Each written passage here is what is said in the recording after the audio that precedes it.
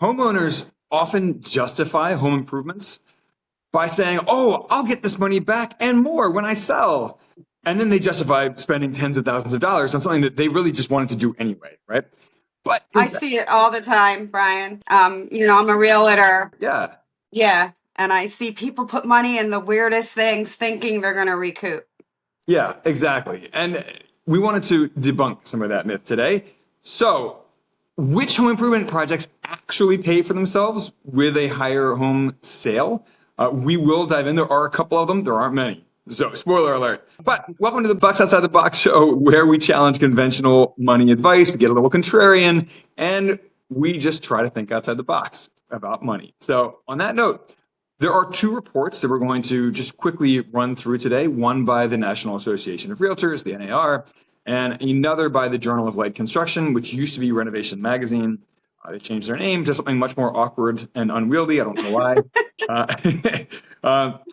So let's start with the NAR report. According to the NAR report, there is exactly one renovation project that actually pays for itself in a higher home price when you sell. And even that is just breaking even. That's a 100%, they call it a 100% return on investment, but in actual terms, a 100% return on investment means doubling your money. This is just breaking even, the way that they're talking about cost recouped at sale as opposed to return on investment. They're using the term ROI. They're actually abusing that term. That's not what it actually is. It's cost recouped. So 100% of cost recovered at the time of sale. And that is a new steel front door, which is weird. I don't really get that either. That's been like a popular trendy thing for like a decade now. And I think maybe it's a security thing, or people feel like it's a security thing. But why would anyone go through the door if they're breaking it by force? They just go through a window. This illusion of security that makes people feel good. If someone's going to go through the door, they're going to pick the lock, right? I mean, so that they don't have to break a window. If they're going to break in by force, they're just going to go through a window. Or through like a glass sliding door in the back or whatever, I mean, this notion that like a steel door is going to create this fortress that's impenetrable. And most people anymore have Ring cameras and stuff like that. So they are going to come in through a side window or something. Yeah, it's kind of silly. Maybe they look cool. I mean, but I thought the whole point of steel doors is that they don't look like steel, that they look normal. But what do I know about steel front doors? Nothing. So anyway, 100% cost recovered at the time of sale, according to the NAR report. And by the way, this report, they listed out the top 10 home renovations by cost recovery. That's the only one that even breaks even. The other 9, and we'll run through them real quickly, but all the rest of them lose money. So they cost more than they will recover on the back end when you sell. So real quick, the other 9, and these are the top 10, like the best performing ones. The other 9 after number 1, the new steel front door, are a new fiberglass front door. I'm sorry, I skipped ahead one. Closet renovation, 83% cost recovery. Number 3, new fiberglass front door, 80% cost recovery. New vinyl windows, 74% cost recovery. Now, what I will say about new vinyl windows is that they can come with some energy efficiency. So some cost savings on energy over the course of your time in the house remaining. So maybe between the cost recovery and the energy savings, those could actually pay for themselves. Number 5, new wood windows. So, maybe same concept there if they're significantly more efficient energy-wise. Basement conversion to a living area. So basically like finishing out your basement to make it livable, 71%.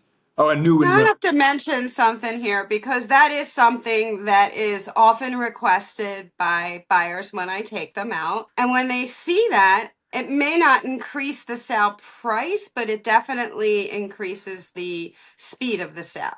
Like somebody would want it more. It's more desired.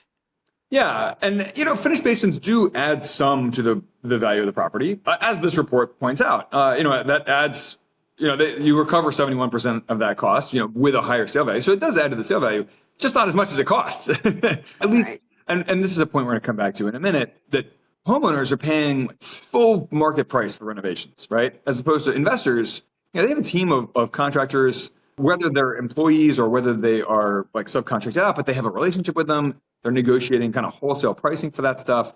There is a difference. And, this is how investors can make money. And they're also going in and buying like total teardowns that just need a total gut renovation anyway, or a total renovation. as opposed to just making something that's already livable and nice a little nicer. That's Right. where you're not going to see those returns. And that's really what we're talking about here. You're taking a nice livable house, making it a little bit nicer, and you're just not going to see like an actual return on that investment. At best, you can recover some of that cost. So we got a little bit of a tangent there. But so basement conversion to living area, 71% cost recovery. Attic conversion to living area, 67% cost recovery. Complete kitchen renovation, 60% cost recovery. Minor kitchen upgrade, also 60% cost recovery. Bathroom addition, 56% cost recovery. That's adding a new bathroom, by the way. New primary suite, 54% cost recovery, and bathroom renovation, 50% cost recovery. So that is the NAR report. Now, switching gears to the Journal of Light Construction report, they analyzed 28 different renovation projects. We're not going to list out all 28 of those projects and like the cost recovery. We'd be here all day. We will list the 5 top ones, which do have a positive actual return on investment, if you will. Like they add more to the value of the house than what they cost. There are only 5 of them out of 28 that they analyzed. So, even here, you can see that there aren't many of these that actually will add more value. They actually have like a positive ROI that actually add more value to the house than what they cost. And then, we'll tell you like the worst performing 1 or 2 as well, just, for gits and shiggles, as they say. All right. So the 5 ones at the top that actually do come with a positive return on investment. Garage door replacement recovers 268% of its cost when you sell. Wow.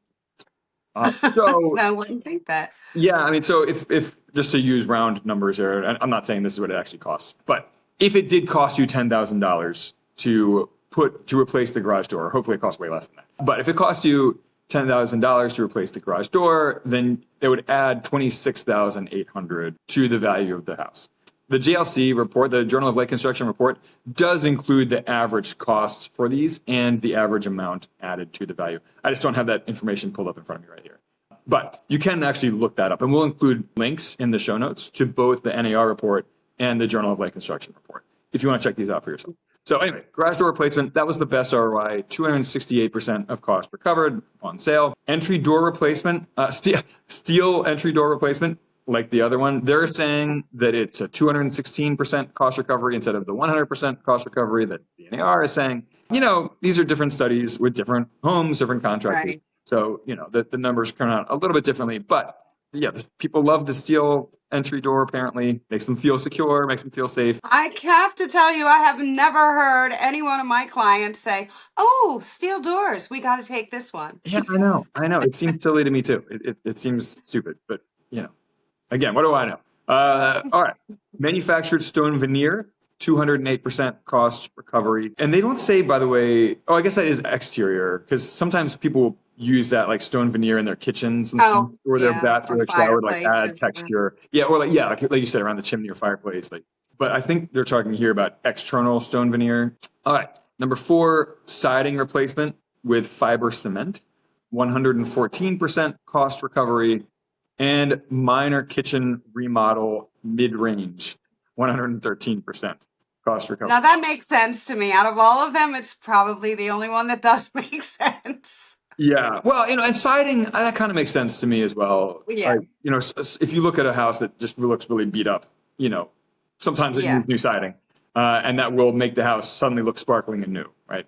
So does power washing. Well, that's a good point. Although sometimes it's so beat up that power washing ain't going to cut it. But you're right. Power washing, that's a much cheaper way to do it. And people can paint these as well. I mean, you could power wash and then paint or whatever. But those are the top 5. Those are the only 5 that have a positive or that add more, positive ROI, that they add more value to the house than what they cost. From there, it's all downhill from there. Down at the bottom end of the range, the last on the list of 28 is a primary suite addition, upscale. Because I guess, their mid-range recovers a little bit more. Well, so here we can give the bottom 3 here just for reference. Adding a new primary suite, mid-range, 32% cost recovery. That's the 3rd worst. 2nd worst is solar power installation, 30% cost recovery. primary suite addition upscale is 18% cost recovery at the worst spot. Now, one thing that we will mention about the solar power installation, like we were talking about with the windows, that will save you some money over the course of your ownership of the property. So between the extra 30% or the 30% cost recovery on the back when you sell. You mean in energy, correct? No. Well, the 30%, that's an extra price when you sell, right? Because that's what this entire report is about. But you can also save some money on your energy bills between now and then, right? Between now and when you sell. So maybe combine those two together and it has a positive ROI. Maybe you got to run those numbers yourself, of course. But those energy efficient upgrades, those will actually save you money while you continue to own the property and live there. So, and that ties into our next point about this, is that it's not all about dollars and cents, money when you sell. Some of it is about your enjoyment, while you are continuing to live there, for the rest of your tenure. Functionality. Yeah, exactly. So, your enjoyment of where you live does have a value, right? Both to you personally and, so enjoyment has some monetary value as well, right? I mean, people spend money on entertainment. And so enjoyment does have a monetary value. So, and one of the reports, I can't remember which one it was. I think it was the NAR report. They actually did try to quantify the joy that each one of these renovations brings the average homeowner. That seems a little, much. subjective to me. It seems a little much to try to quantify that on a scale of 1 to 10, which is what they did. But, it is a good point that it has to be remembered, that it's not just about the dollars and cents. There is, an emotional component here, an enjoyment component. And a lot of it is circumstances, Brian. I think that needs to be taken into consideration. I mean, if you have a 2-story house and no bathroom on the first floor, putting in a powder room could increase the value. Well, sure. And, there can be a monetary savings as well if it's going to keep you in the house longer. If the decision is either we make some home improvements to meet our new needs or our lifestyle desires, or sell today, it can save you money. Buying a new house is very expensive and selling a house is very expensive, right? I mean, you got 2 rounds of closing costs there, thousands and thousands of dollars a piece.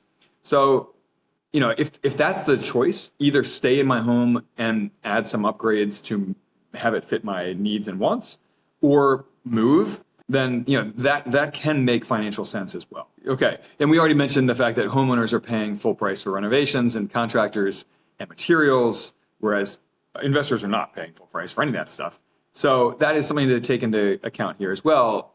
For real estate investors out there, who actually do have, maybe a contractor account with Home Depot or whatever, and have a team of subcontractors or whatever, they can do these repairs for much cheaper and have a better ROI. One final note here that's worth mentioning: middle class people have a disproportionate percentage of their net worth tied up in just one asset, and that's their home. And this is something to be careful. And if you look at wealthy people, this is not the case, right? Their home equity makes up a very small percentage of their net worth. Most of their net worth is in true investments, real investments. So stocks, bonds, real estate holdings, whether those are direct property ownership and equity in those, or passive real estate investments like what you and I do in the Co-Investing Club.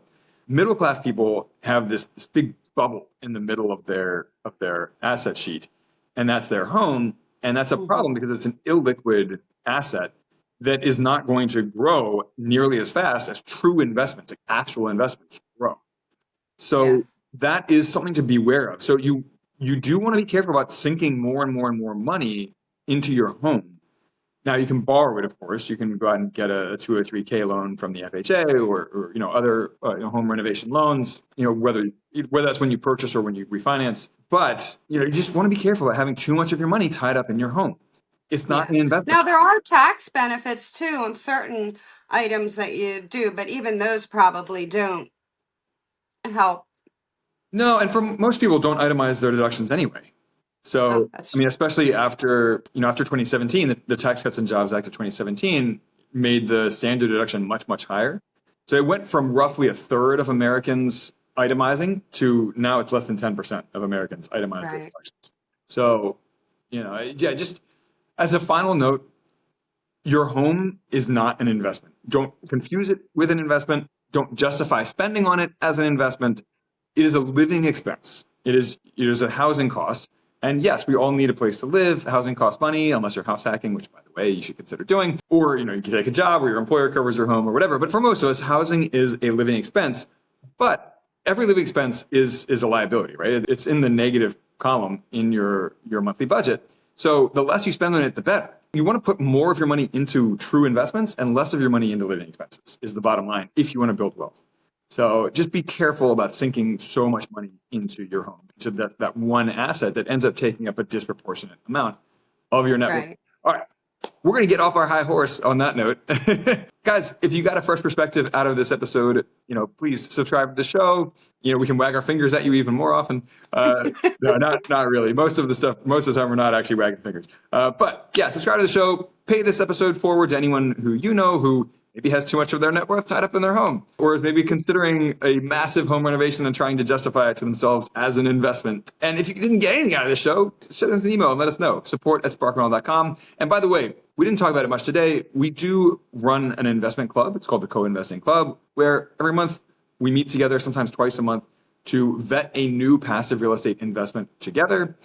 Any members can invest with $5,000 or more if they like that investment, instead of the typical 50 to 100 grand that you need for private equity real estate investments or private debt investments, like the kind of stuff that we are looking at.